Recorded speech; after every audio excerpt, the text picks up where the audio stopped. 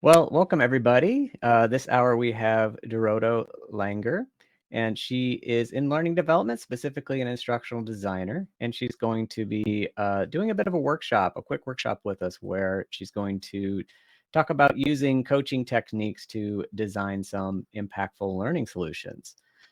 So I'm going to turn things over to her and get started, but I just want to make a quick comment about how Zoho webinar works over here. The chat is a little bit different than in the main session. So if you click on Q&A at the bottom of your screen, it looks like a little question mark icon. Here's where you can add any questions or comments to engage with the session this hour. But just know that while we'll see all of your comments, other attendees can't see your comments. So that's the one limitation to it. And with that, I think we're ready. So I'll turn things over. Hi, everyone. And thank you, Joe, so much for organizing this with Tom and for producing this fantastic conference. And thank you all for being here. My name is Dorota Langer. I'm a learning designer, mentor, and coach based in Toronto, Canada. And during the workshop today, I want to share with you some key tools I learned during my ICF coach training that can be really transformative for L&D professionals when we design and deliver the solutions and when we collaborate with our SMEs and other stakeholders. I know it was really transformative for me. And so during this workshop, we'll go through a couple of scenarios and we'll work together on completing the handouts I prepared for the session. So in the chat, you can find the link, in the Q&A section, you can find the link to the PDF. I ask you to go to the link, download the handout and open it in a desktop app. And for now, let's just stay on page 1 of the handout. We'll be moving along as the workshop progresses. So before we explore the real-life L&D challenges, I want to clarify what I mean when I say coaching. I know we hear coaching everywhere now, so I want to really clarify what I mean by coaching in this session. And so coaching is almost in all cases a paid experience. Its goal is is self-improvement, awareness, progress, is to clarify goals and thinking, identify obstacles, create action plans, achieve goals. And the focus is really on the present and on the future. We don't really discuss the past like in other professions. We partner and support our coachee, the client, and it's the client who really drives the process and owns the progress. In mentoring is a bit different. Sometimes it's probably the most confused term between mentoring and coaching. So mentoring, in almost all cases, it's a completely free experience, or should be, and its goal is to pass on the experience and information. So the mentor is really like a teacher, a role model for the mentee, so that mentee can mimic what the mentor did in the past and learn based on their experience. And focus here is on the past, present, and future. And with consulting is a bit different. It's about solving very specific problems by an experienced professional.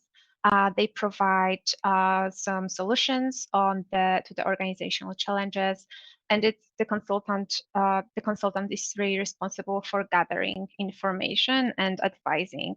And here again, the focus can be both on the past, present, and future. And therapy, the last one, is mostly to understand the past and how it affects our current thinking or behavior and what we're doing. It's a long-term process. Typically, it takes a couple of years to really walk through those problems and issues we have in our personal life, to resolve problematic beliefs, issues, and feelings. In most cases, it's quite hierarchical, and the client needs to be cared for and comes with the problem, and the therapist really preparing for them and providing some solutions on what they have to do or discover what's the challenge. And here the focus is mostly on the past, as I mentioned, but we are trying to improve for the present and future.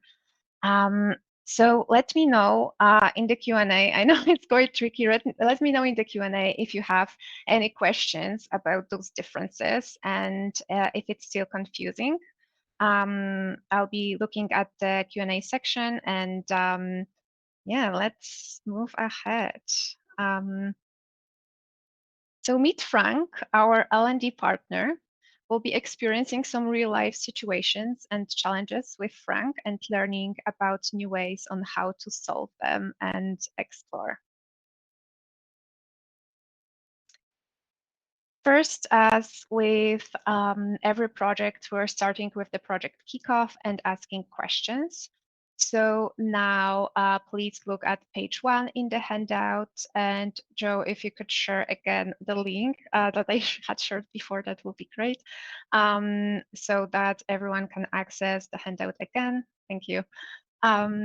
So go to the link and download it to your desktop or to the folder you want, and open it in the PDF desktop app, because there are some fields there to fill out.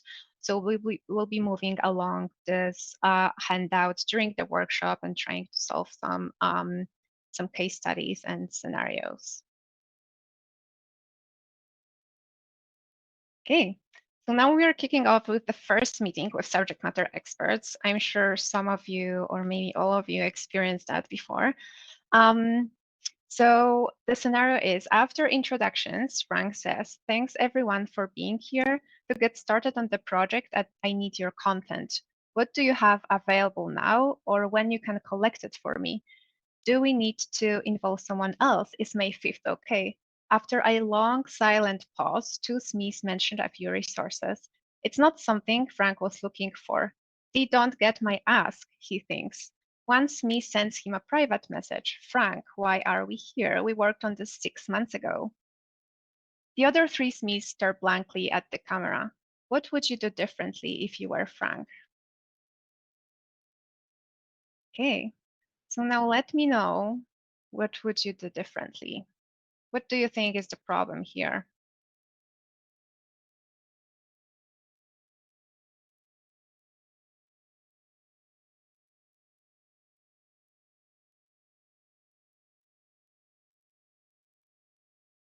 Okay.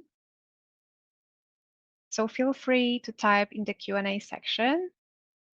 I know it's quite clunky and weird to type in the Q&A, but I will see your responses and then I can explain.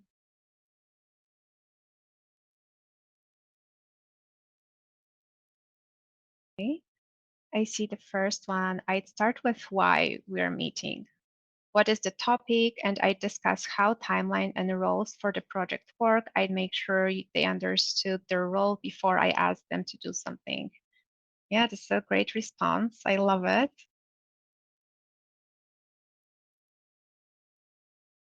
Okay.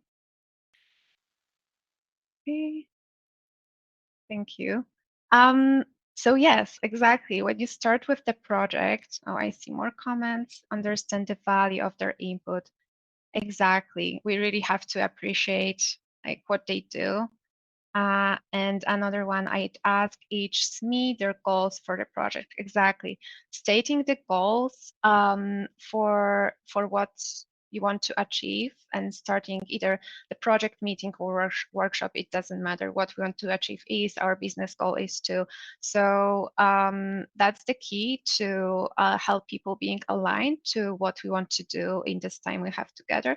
And then also avoid stacking questions. So at the beginning in the scenario, Frank asked a lot of questions one by one. But when we do that, and it's a common thing people do, if you ask multiple questions at once, the person will be confused and might not even fully respond to one of them, which is quite common. Okay. Okay, and what if we need insights or ideas from someone, but they're stuck? This can happen when working with SMEs or even with your team members. It could be useful during design thinking activity too. So in this case, if we need insights but people are stuck, there's a great way I learned in this coach training. It's called the miracle question. And sometimes, even when we are stuck in our careers, it's useful to ask ourselves this question too. Suppose tonight, while you slept, a miracle occurred. When you wake up tomorrow, what will you notice that would tell you your life or work had suddenly gotten better? So when you hear your response or the other person's response, when you hear the response, you can follow up. How would that make a difference in your life? Then again, they respond, and then you can follow up with more questions to trying to understanding this difference and how it can apply in their real life. What's the small one step that they could do to make it happen? And again, the open-ended and reflective questions. So in that case, like we know what they are, but really it's important to avoid asking why, because it makes people defensive, and asking more often what else. So sometimes when we ask a question, we don't follow up with that, but giving people space to think in silence, sometimes it's useful too. Okay. And then now, how to listen and clarify what people say. So I ask you to scroll to page 2 in the handout. So Joe, we have some extra attendees. So if you could share the link, please, again, to the handout, that will be great. Yeah,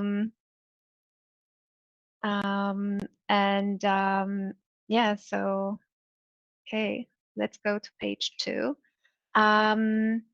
How to stay focused when we attend one meeting after another. And it's a common issue for people leaders or for learning consultants when we have multiple clients, multiple projects that we have to coordinate.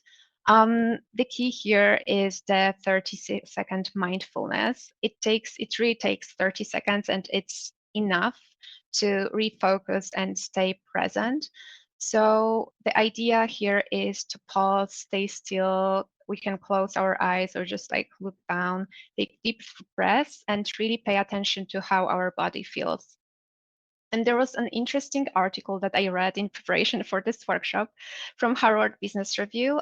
It was about how listening can help people change. And it's not even about giving advice, it's just about the way we listen.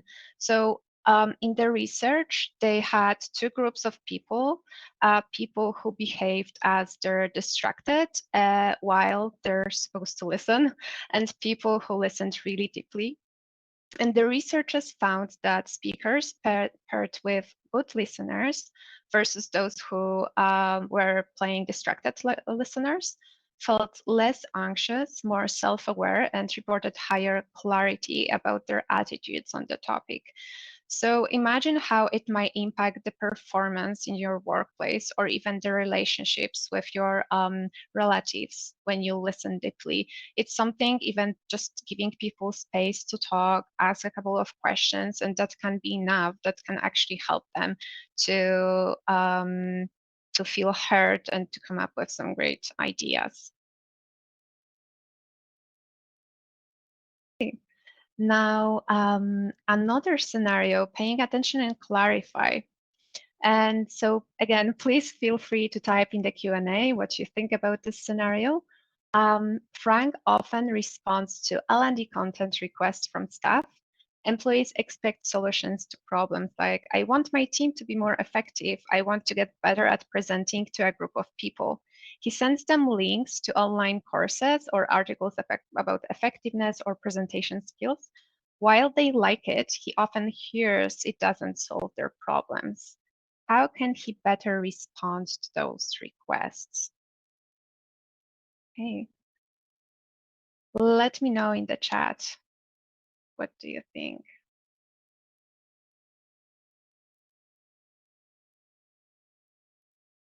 Or in the Q&A. I keep talking about the chat because I'm used to it. What isn't effective now? What skills do you think your team needs? Thank you, Elizabeth. Yeah. That's a great way of finding out more. Thank you. Okay. Anyone else?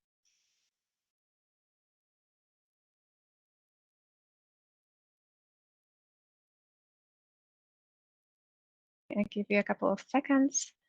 So what can we do better to really pay attention and clarify what they mean? So, and I know it's a common thing in L&D when people say, I want training on communication skills, right? I'd also observe, we have another comment, I'd also observe the current employees presenting to see their skill level. Yeah, that's a great idea. Exactly, like this behavioral and actually seeing what they're doing and then giving them feedback based on that.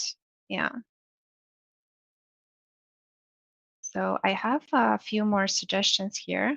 So it's we really have two steps here. So first, we look at those keywords, like when people say effective or presenting.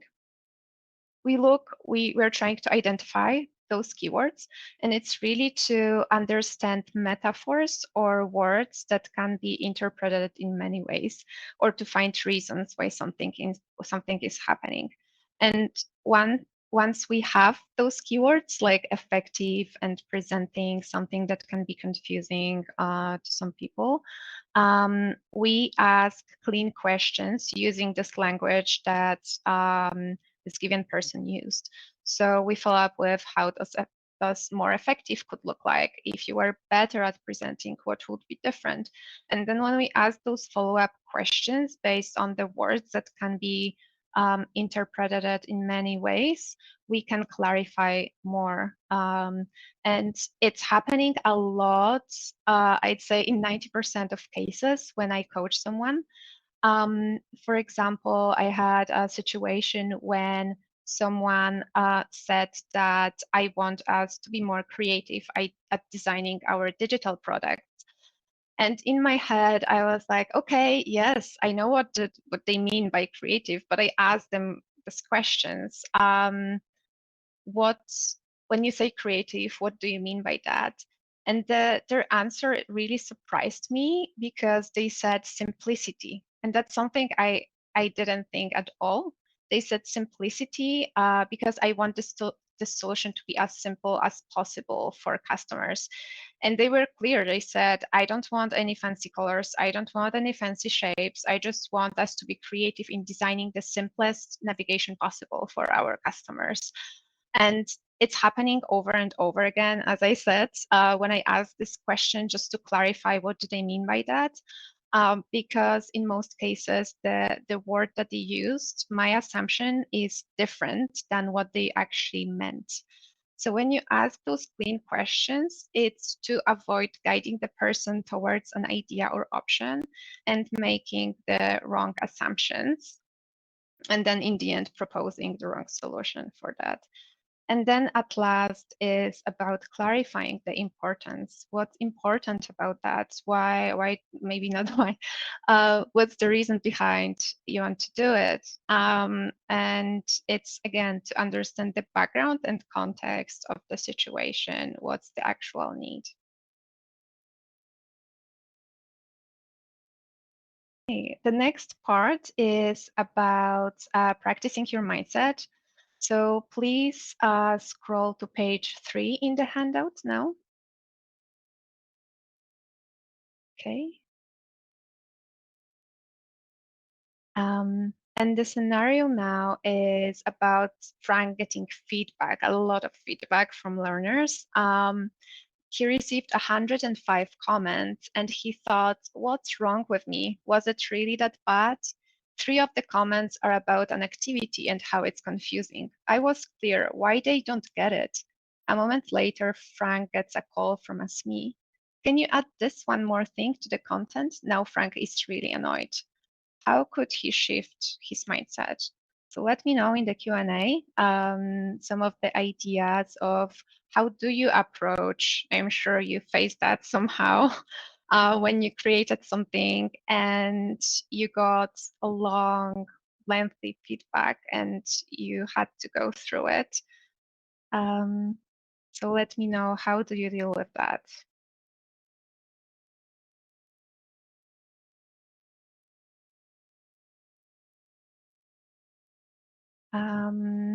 Oh, we have one comment. I'd focus that feedback is how we improve, and we should welcome feedback. It allows us to help, to best help our learners.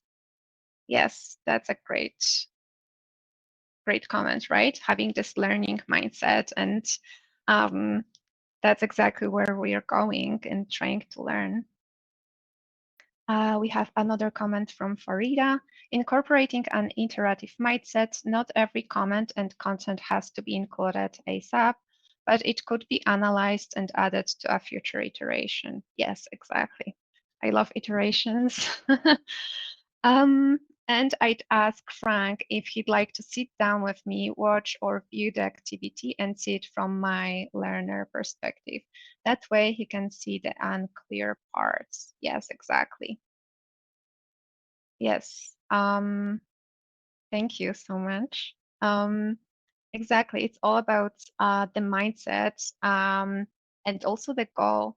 So coming back again to the goal. So, and it can be useful in particular when we are in conflict when the situation, when they provided feedback or they want us to do something differently, can become more emotional. So again, coming back to this goal, what do I want to achieve? What's important for me is crucial so that it can help us shift the mindset, but also collaborate with this person better. And the idea is from the book Crucial Conversations. I have in my last slide, I have something that I want to share with you, like my key recommendations for different books. But it's a great way to clarify what we have to do. And then again, the beginner's mindset. So looking at the situation from a bird's eye view, what would your colleague notice about the situation? Or if you were a fly on the wall, what would you see, right? Just looking at this sometimes at a conflict situation from those lenses, or what are you owning from this situation? And then the last one is learner versus judger. It's the choice map by Marley Adams. It's from the book Change Your Questions, Change Your Life. It's a great idea because Marley is saying that there are two paths, judger and learner. So as a judger, you're thinking, oh, whose fault is it? Judging yourself or others. Why am I so bad at this? Why they have to be so difficult and all those things.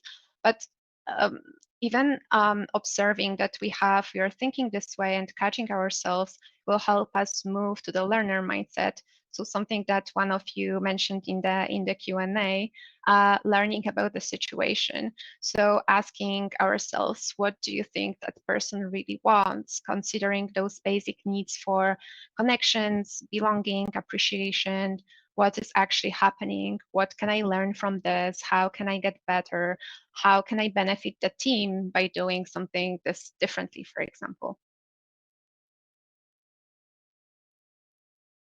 Okay. And what can you do to keep people accountable and maintain those positive relationships? So now let's open the last page 4 in the handout to work through it. Okay. Oh, I have a comment. Love that book.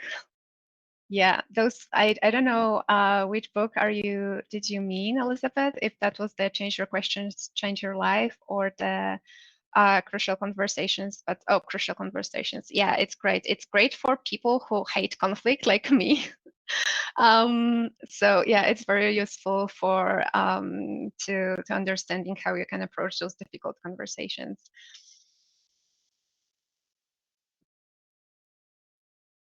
So we have another scenario. Please scroll now to page 4 in the handout. From good to great. And okay, so now Frank became a trusted L&D partner. He's friendly and colleagues love his funny personal stories. Employees appreciate his listening skills and ability to find the right solutions. Frank was recently assigned to lead 2 L&D specialists. They seem happy, but he overheard they feel he doesn't appreciate what they do. I don't get it. I say thank you all the time, he thinks. What is Frank great at and what he could improve on? Okay. Let me know in the Q&A. What are your thoughts on that?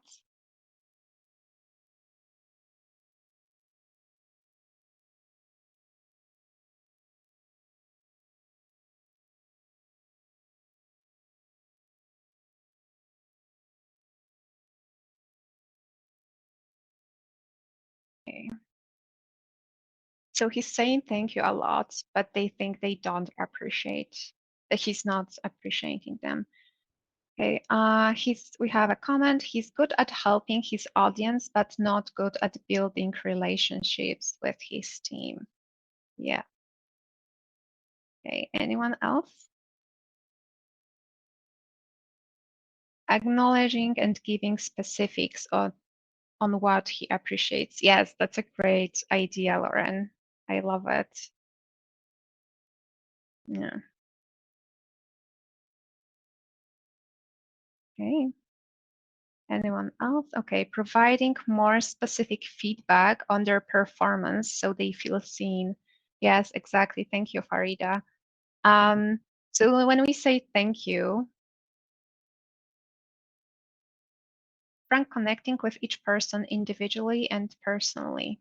Yeah, exactly. So Frank seemed to be good at building rapport. So staying present, comfortable and relaxed, having this sense of humor and telling personal stories, keeping this real present and staying curious.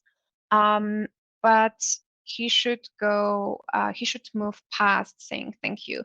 So yes, saying thank you is important. For example, when we start an email, or a response or starting a meeting, and we say thank you, like thank you for bringing this up, and then we should really acknowledge someone's situation. So for example, if they shared something challenging, or something difficult for them, we should show them that we hear them. I see this is a challenging situation for you and you're trying your best, and then move. When we appreciate you, really we should give the examples of what we liked or found really helpful in their performance. It's either about the behavior, the task they completed, or their attitude.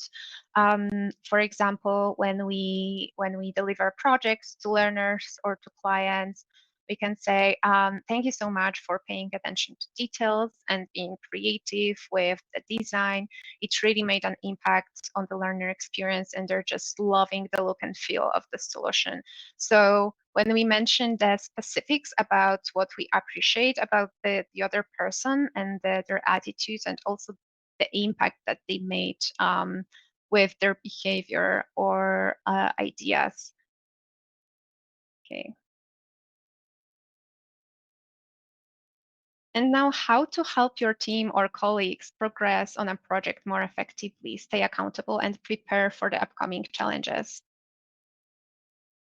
So first, we need to identify the blockers and prepare for them. And that's something I often see being missed from different projects. We don't discuss what could stand in the way, what's in the way of progress, what's at risk if we don't do it, what's the cost of doing nothing, the emotional, physical, financial cost of doing nothing. And we quite often we don't discuss that, and it's not challenging enough for us to move ahead. And then the next part is agreeing on the action steps at the end of each meeting. So when is a good time to complete something, who can support us, what will we do first, and all those little things. Hey, I know we're at time, so yay, we made it. So thank you so much for participating. And here are some recommended books I mentioned during this workshop. So the first one is Change Your Questions, Change Your Life. It's about this learner versus judger. The Coaching Habit is a really a quick and easy book to read with some key coaching questions that we can ask people either as a leader or a learning consultant, crucial conversations for people who hate conflicts and really wants to challenge some situations or resolve some problems. And the design of everyday things, it's mostly about the design. So, oh, we have some comments from people. Love design of everyday things. Yes, I love it too. Those are probably one of my top favorite books, to be honest. Yeah, so thank you so much for attending and for having me here. And Joe for pasting the links for me and everyone for participating. And I hope you enjoy the rest of your conference. Yeah, excellent work. I thought this was a great presentation, and obviously closing things off with some great book recommendations. So we appreciate that.